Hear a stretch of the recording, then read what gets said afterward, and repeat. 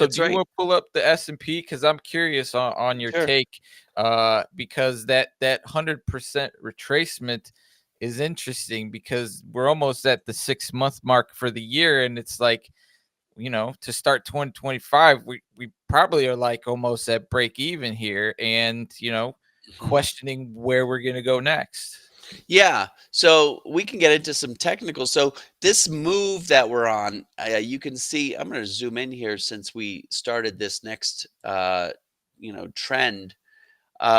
This move up, SIP, it totally, it's a live move, meaning that we haven't found the top yet. So every time we get a higher close, I'm going to be extending this line that's kind of tracking the move.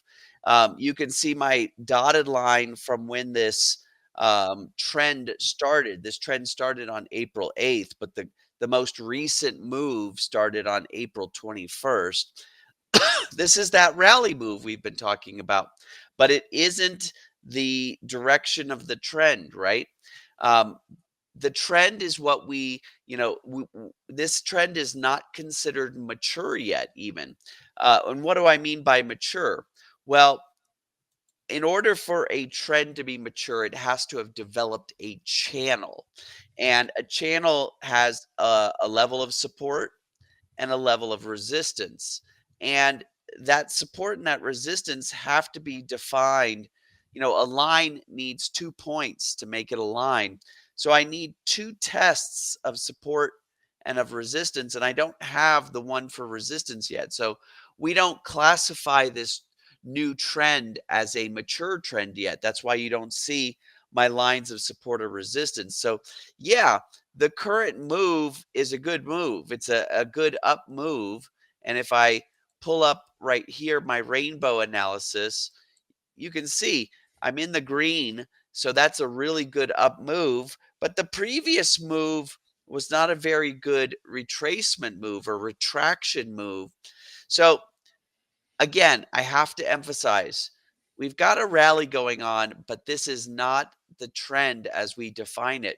We need to find a top. And then what's really going to define what comes next is where we find the next bottom. So I have to get a top defined, right? So I have to confirm, who knows, maybe the top based on what the trading is happening.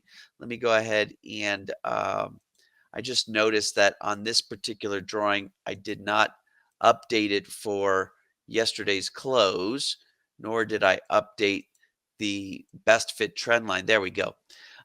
Who knows? Maybe yesterday we hit a top. It just needs to get confirmed that that was the top, that it's not going to go any higher.